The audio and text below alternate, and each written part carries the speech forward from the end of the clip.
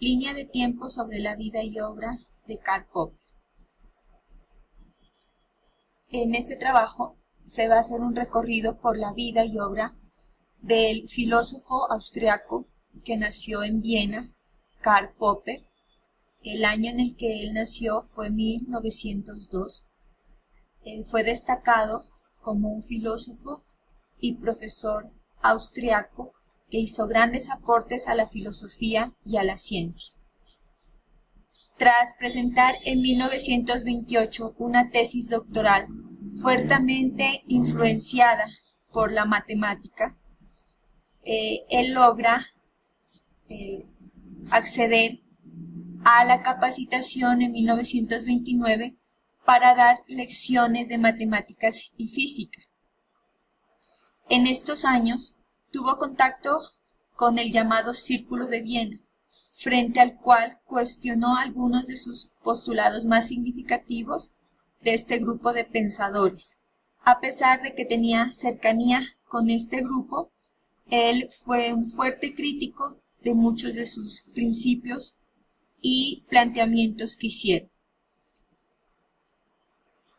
Después de vincularse como docente en matemáticas y física, en 1937 él se exilió en Nueva Zelanda debido a la amenazante situación política tras la toma del poder por los partidarios de Hitler. En el exilio enseñó en la Universidad Canterbury entre 1937 y 1945. Se debe destacar que en 1949 hasta 1969 enseña en London School of Economics, en la Universidad de Londres, y sus escritos, sus obras que él creó se publicaron hasta el momento de su muerte en 1994, cuando él murió en Londres.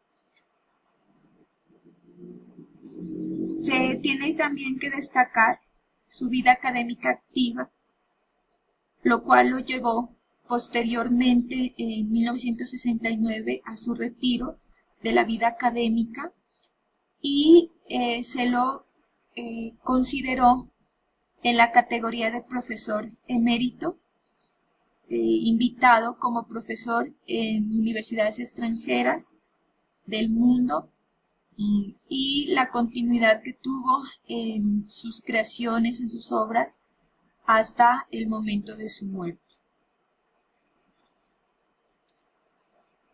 En este momento estamos observando la obra de Karl Popper. Tenemos que destacar como un antecedente importante en el año 1933, cuando él realiza sus planteamientos sobre el principio de falsación, el cual reemplaza al principio de verificación que hasta ese entonces se había propuesto. Este principio de falsación es un criterio de demarcación entre la ciencia y la no ciencia. Se tiene que destacar que este principio de falsación es un mandato metodológico que pone de manifiesto la capacidad de una proposición de ser refutada o falsada. Teniendo en cuenta este antecedente, se destaca en 1934 su obra La lógica del descubrimiento o la lógica de la investigación científica. Esta es una obra cuya principal contribución se realiza a la teoría de la ciencia, proponiendo la búsqueda del criterio de demarcación. En 1934 también realiza un importante aporte con la teoría de la inducción, la cual es refutada poniendo en manifiesto el método deductivo de la prueba. Asimismo, en este año se plantea el mito del observativismo, frente a lo cual Karl Popper propone que la mente no es una tabula rasa. Entonces tenemos tres grandes contribuciones como antecedentes a la obra de la lógica del descubrimiento científico, que es el principio de falsación, que reemplaza el principio de verificación. Tenemos también el criterio de demarcación y la teoría de inducción, que es refutada por el método deductivo de la prueba. El punto de partida en estas obras escritas por Popper no son las observaciones, sino los problemas, es decir, las prácticas o teorías que presentan dificultades. Al confrontar esas expectativas defraudadas que son fruto de la memoria cultural, ese conjunto de expectativas que no concuerdan con los problemas o con los hechos.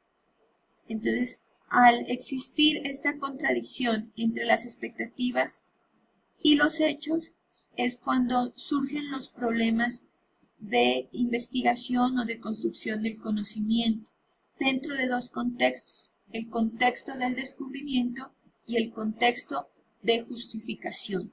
Esas son una de las principales propuestas o planteamientos que hace Karl Popper y que se condensan dentro de esta obra, La lógica del descubrimiento científico.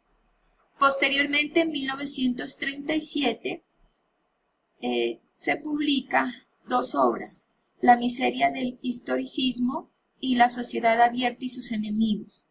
En La miseria del historicismo se plantea una crítica al historicismo, entendiéndose este como un grupo o un conjunto de doctrinas que tienen en común la capacidad de la sociología de predecir el curso de la historia. Asimismo, se presenta una crítica al holismo como un método incapaz de analizar ninguna realidad. En su obra La sociedad abierta y sus enemigos, Popper escribió esta obra en el entorno de la Segunda Guerra Mundial, y en ella propone aplicar a la política sus teorías sobre la ciencia y el avance del conocimiento. En este año también Popper escribe un ensayo titulado ¿Qué es la dialéctica? En él se plasman los primeros elementos de la teoría social y se demuestra el interés que tiene el autor en los problemas metodológicos de las ciencias sociales. En 1963 tenemos la obra Conjeturas y refutaciones, en la que Popper propone que la ciencia crece por un proceso de conjetura y refutación, y rechaza la idea de que la ciencia procede por la interferencia inductiva de las irregularidades de la observación.